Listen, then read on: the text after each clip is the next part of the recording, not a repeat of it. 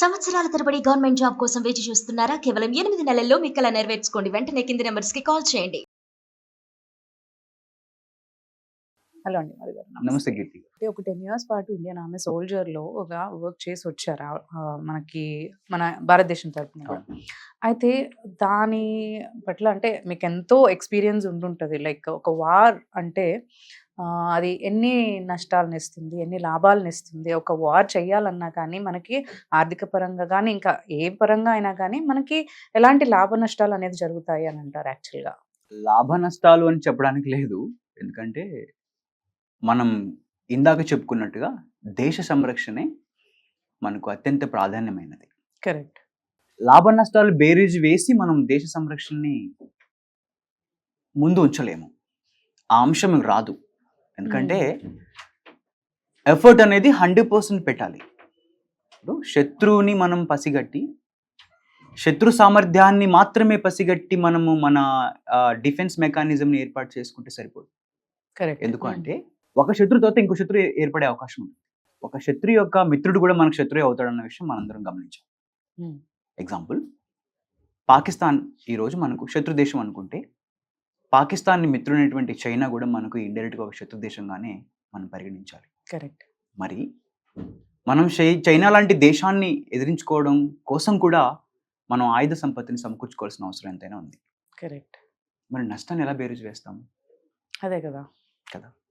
At the same time మరి ఈ దేశ ప్రజల యొక్క సామాన్య ప్రజల యొక్క స్థితి ఏంటి, ఆర్థిక స్థితి ఏంటి, జీడిపిలో మనం ఎక్కడున్నాము, ప్రజల తలసరి ఆదాయం ఎలా ఉంది, ఏ రకమైన ట్యాక్సులు మనం వసూలు చేస్తున్నాము, ఈ దేశానికి ప్రజల ద్వారా వచ్చే ట్యాక్సులు ఎంత, అందులో నుంచి ఖర్చు ఎంత, మిగిలింది ఎంత, పథకాలకు దేశం నడవడానికి ప్రభుత్వ యంత్రాంగం నడవడానికి మనం పెట్టే ఖర్చు ఎంత, ఇదంతా కూడా ఒక ఎకానమీ డిజైన్ అన్నమాట.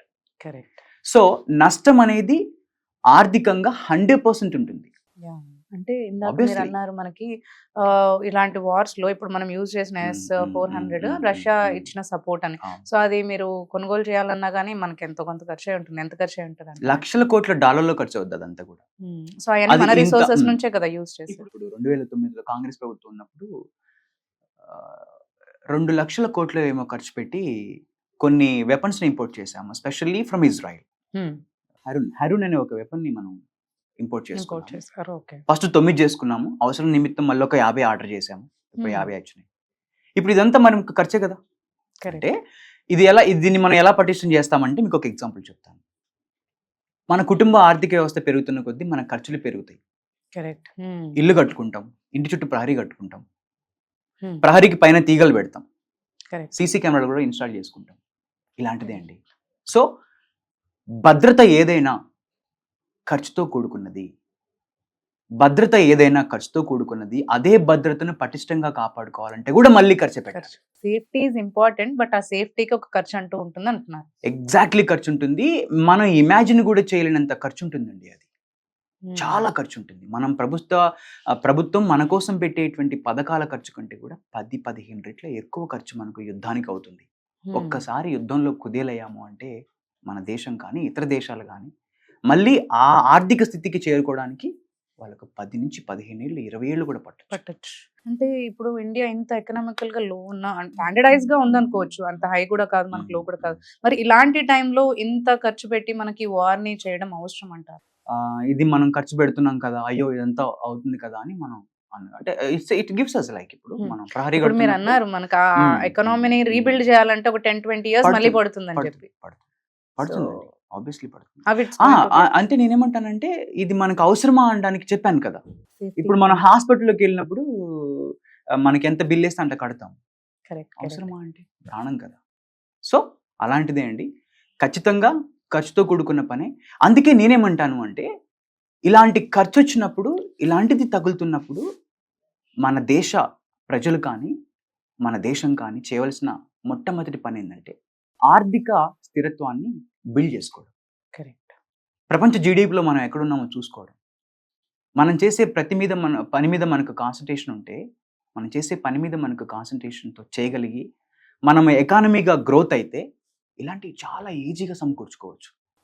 అమెరికా దగ్గర ఒక సర్వే చెప్తుంది, ఒక ఒక ఇంటెలిజెన్స్ వ్యవస్థ సర్వే చెప్తుంది, భూమండలాన్ని 12 సార్లు బ్లాస్ట్ చేయగలిగినంత ఎక్స్ప్లోజివ్స్ వాళ్ళ దగ్గర ఉన్నాయి. అంటే మీరు ఇమాజిన్ చేయండి, అది వినాశనానికా లేకపోతే దేనికా అనేది మనం పక్కన పెడితే మనం సామర్థ్యం గురించి మాట్లాడాలి. అంత సామర్థ్యాన్ని మనం సమకూర్చుకోవాలి అంటే ప్రతి పౌరుడు కష్టపడాలి. ప్రతి దేశంలో పుట్టిన ప్రతి బిడ్డకు ఒక దిశానిర్దేశం ఉండాలి. సో ఎకానమీని మనం డెవలప్ చేసుకున్నప్పుడు ఈజీగా ఇంపోర్ట్ చేసుకోవచ్చు. ఒకటి, ఇంకొకటి ఇన్నోవేషన్ అనే ఒక కాన్సెప్ట్ ఉంటుంది ఇక్కడ. మన డబ్బులతోటి మనమే మన వెపన్ని తయారు చేసుకునేంత ఇన్నోవేషన్ ని మనం బిల్డ్ చేయగలిగితే ఇంపోర్ట్ మనకు ఖర్చు తగ్గుతుంది. సో ఇదంతా ఒక వాస్ట్ సబ్జెక్ట్ అండి. మీరు అనేది రైట్ పాయింట్. యాక్చువల్లీ మన మనుషులే మనమే ఎక్కడో వెళ్ళి వాళ్ళ టెక్నాలజీస్ డెవలప్ చేసే కంటే మనమే మంచిగా మన టెక్నాలజీస్ డెవలప్ చేసుకొని ఆ ఖర్చునే తగ్గించుకోవచ్చు. యాక్చువల్లీ ఆ రకంగా మనం ఆర్థికంగా మనం హెల్ప్ చేయొచ్చు అంటారు. ప్రపంచంలో ఏ యుద్ధం జరిగినా మిగిల్చేది రెండే అండి. ఒకటి ఆర్థిక లోటు, 2 ప్రాణ లోటు. ఓకేనా, ఇది పక్కా. సో ఇది మనం బేరీజు వేసుకోగలగాలి. మనం చేస్తున్నటువంటి పని మీద మనకు క్లారిటీ ఉండాలి. థ్యాంక్ యూ అండి. Thanks for sharing information.